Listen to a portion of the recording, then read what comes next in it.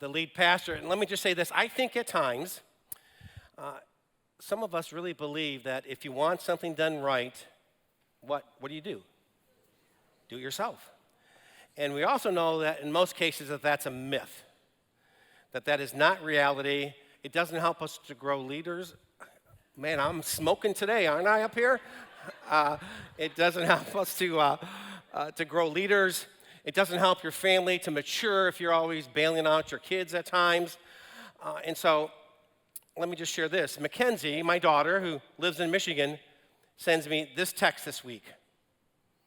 I screwed up. And see how she screwed? You can't tell, but she gave her son, Ezra, my grandson, a haircut. Or she tried to. And then I get this picture. And I said, did he see his haircut? If he's that wrapped up in his hair at this age, you got bigger problems. And she goes, no. He had heard the clippers go on, and he doesn't like that sound so close to his ears, and he wept. And I said, are you sure it wasn't because Papa wasn't there to save him? And she goes, no, it's the clippers, Dad. It's the clippers. But anyway, here's what her line was. She said, now I know why it costs so much to get a haircut.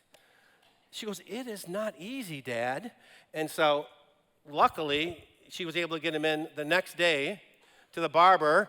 And now look at that young guy. Isn't he so cute? And hats off to Mark here. Mark, where are you sitting, Mark? There he is. Mark is joining the church today, and he's our unofficial staff barber.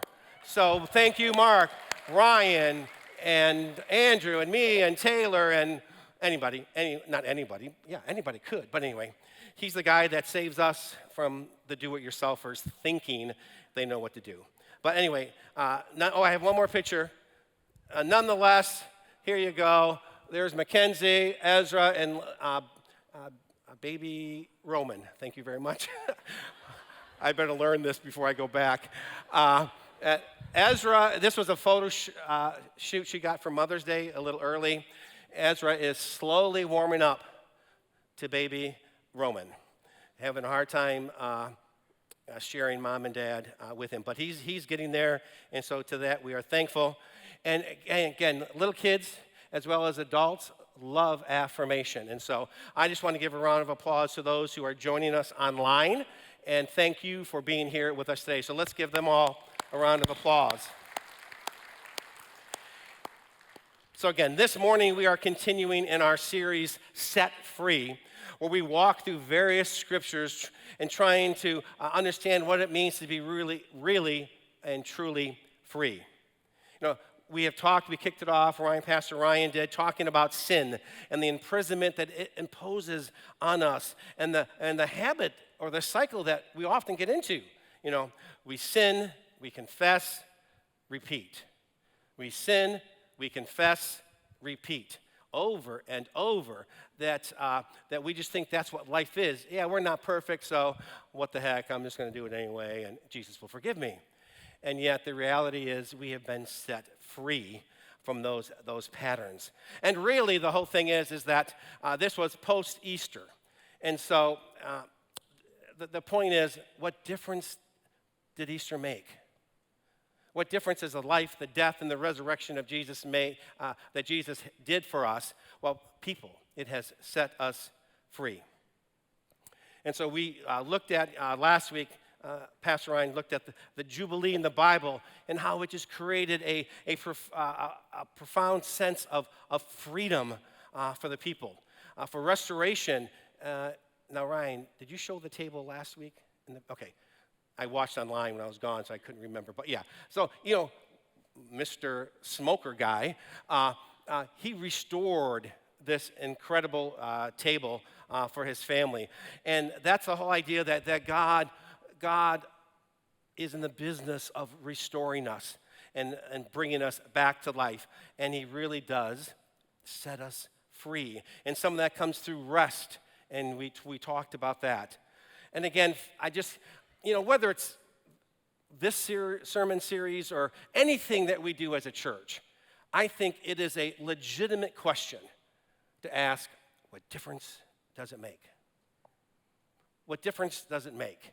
And so we have tried, again, to lean into that with this series called Set Free, that Christ, because of his life, his death, his resurrection, has provided the way for redemption, to reset our lives, to provide rest and really renewal, not just for us who have believed, but his invitation is for everybody to take that step, to experience what it means to have a heart that's committed to Jesus and to be set free.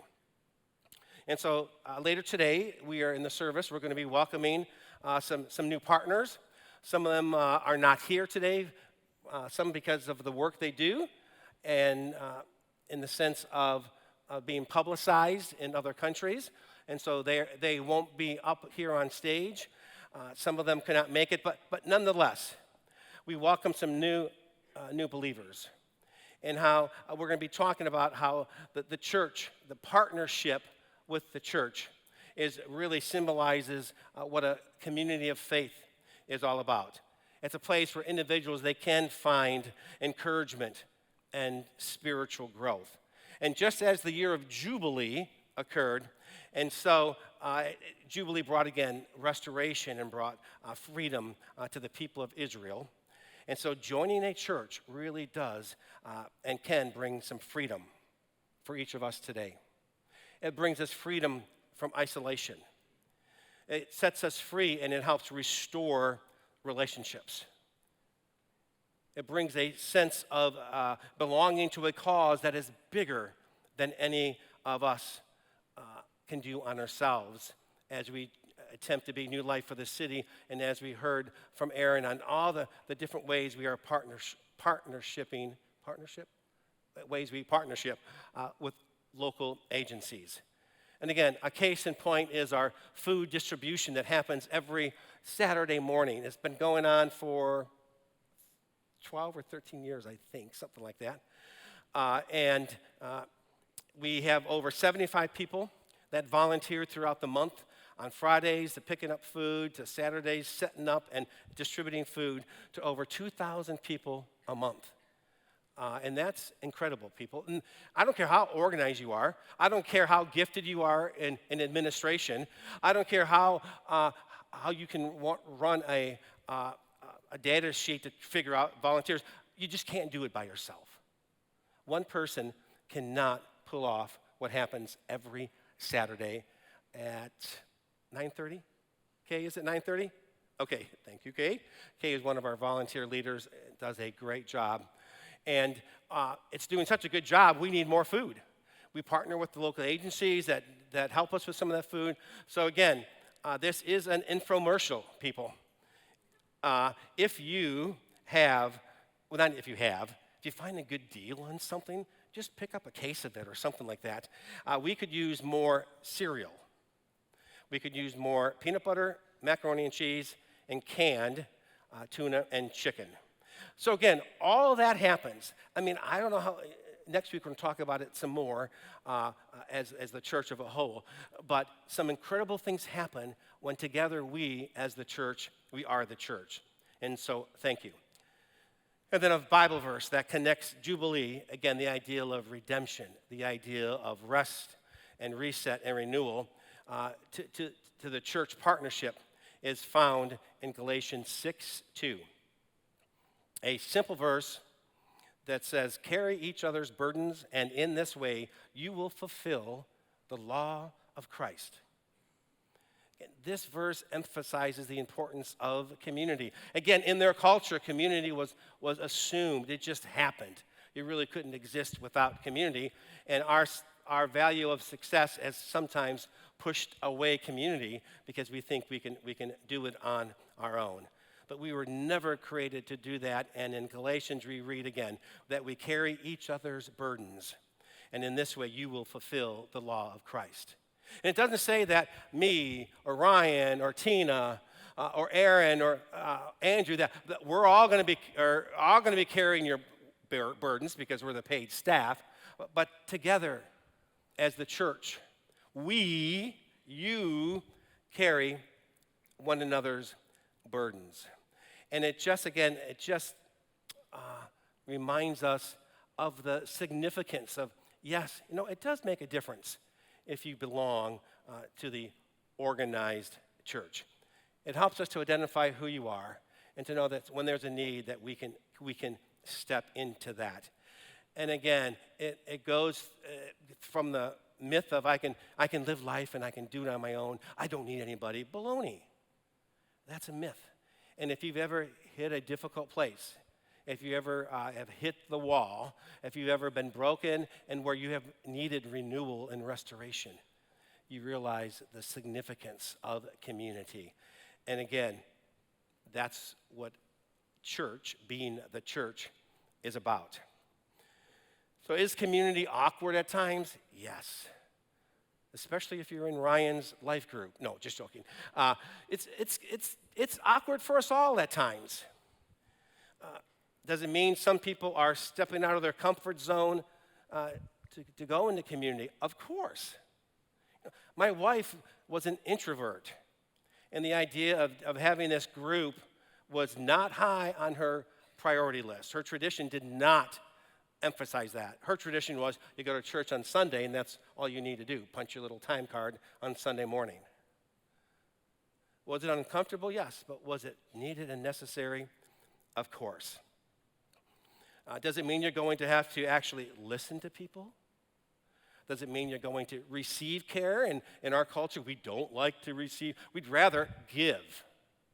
Trust me, some of you are going to rather give a case of tuna fish to food distribution versus actually receive it when things are rough.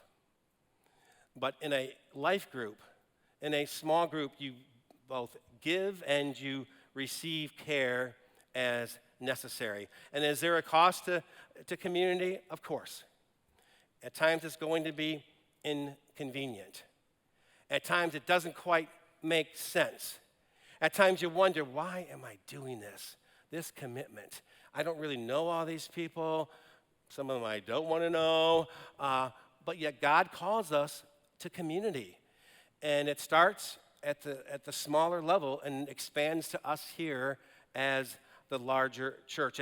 And just because it doesn't feel right at times, just because it may be uncomfortable at times, just because you tried it once and it didn't work, doesn't mean we dismiss it from what it means to be a follower of Jesus.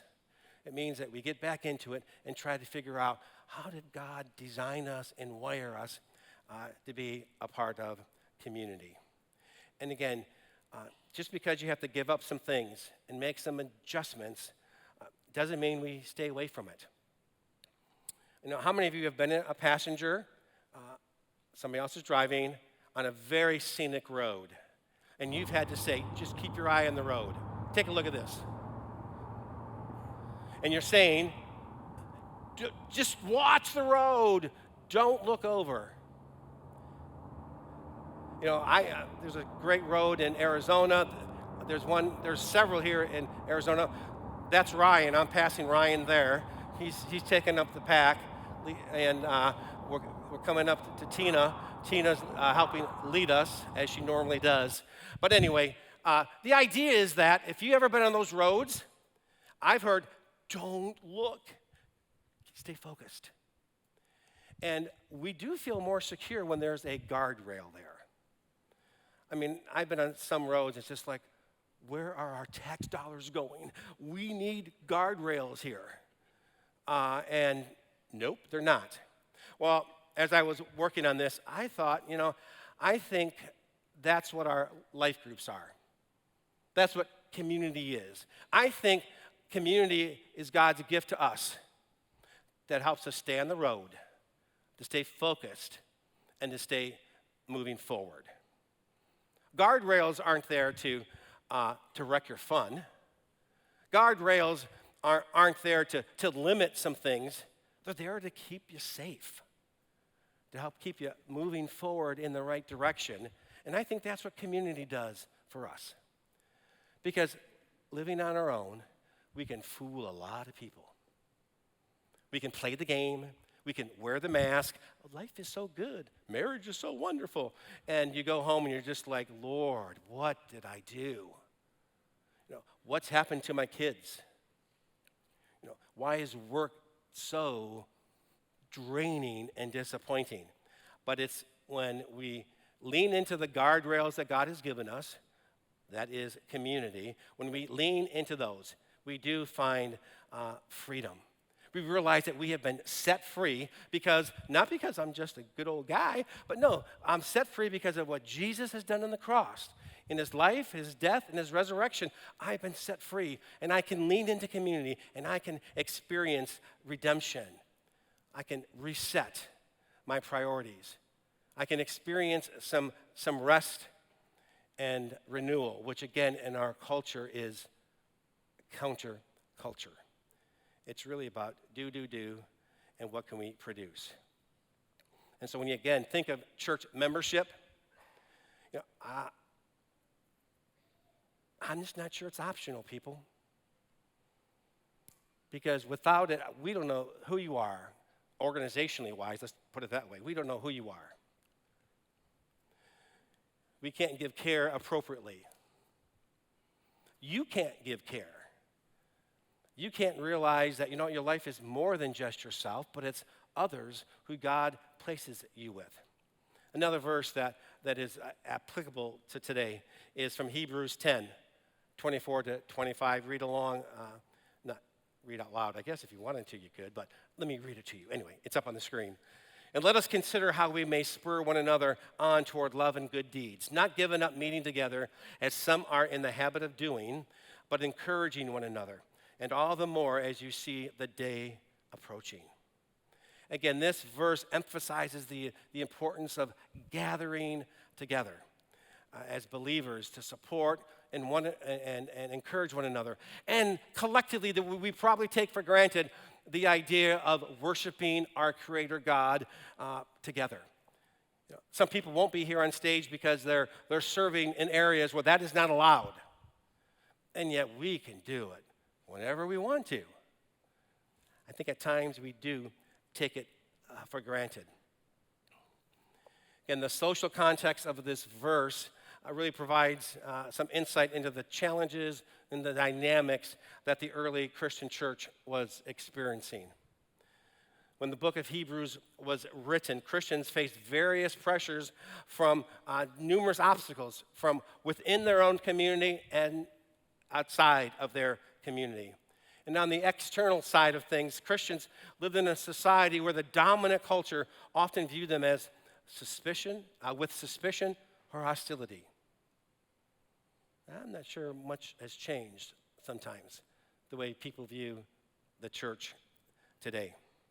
They were a minority group, and many saw that their beliefs and that their practices were unconventional and even threatening.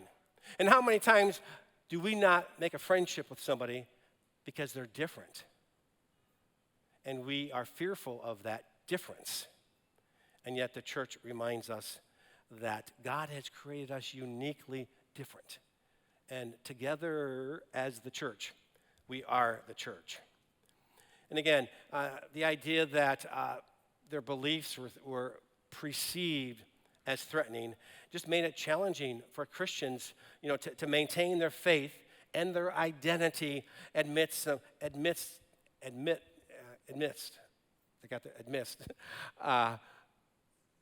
some persecution. In the middle of being socially rejected because of some of their beliefs. And then internally, and we all can relate to this, the early Christian community also grappled with their own struggles and their own divisions. Some of the believers faced some doubts and discouragement, while others may have been tempted to compromise their faith under some pressure. And additionally, there were likely disagreements and tensions even within the community about what we do, when we do it, why we do it, is it necessary? And it really was easy to slip into a list of what to do, what not to do. It became easy to become the church of the morality police, and that if you did these things, then you were good and Jesus loved you. And so those were going on then, and I'm just wondering too. I think they're going on now today in Christ Church. And so the admonition, the idea of giving counsel and wisdom to not give up meeting together, really reflects the communal nature of the early church, of coming together. And again, we've all learned, we've all been there, thank you, COVID, that it's easy to get in the habit or out of the habit of meeting together. Again, for those watching online, if you're unable to be here, thank you for tuning in and finding us.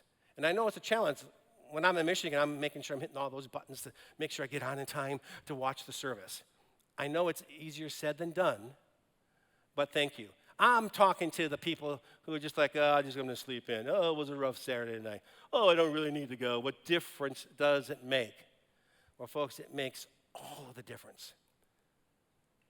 Because we just take it for granted that we have this freedom and that we have been set free by Jesus to meet together and to worship. And so gathering together, again, for worship and for teaching and for prayer. And that's why we have I want to say stupid raffle. It's a fun raffle. It serves a purpose, folks. And we've heard from many people that by being here early, it allows them time to fellowship and to have conversations with people versus running in and running out. And it's the old time clock. Oh, I did my thing for Jesus today. I was here. I put in my hour and 10 minutes or 15 or whatever it may be that week. But by being intentional and being here, you're literally able to connect with others. You're able to catch up with people. You realize that our faith is more than just this building, but it's the people inside the building. And so again, just as the year of Jubilee brought some freedom and restoration to the people of Israel, that gave them new hope. So Jesus is his life. Again, I keep saying life, death, and resurrection because I don't want us to think, oh, it's just about Jesus. It's just if we're just like Jesus. But it's in his life, it's in his death, and in his resurrection that we have the ability to lean into the whole idea of redemption, of reset, of rest, and of renewal. We are able to really learn what it means to be authentic community. It doesn't mean we always have it together. That we are set free to be the church. Whether it's partnering with our local ministries, whether it's giving out food to 2,000 people, whether it's expanding our ministries in Indonesia and other countries. We are able to be the church much more effectively gathered together. It's a place that we can be set free where iron sharpens iron. Again, where we can grow in our faith and grow in our community, not just for us, but to help point people to the person of Jesus, where he can change their life. Do I hear an amen?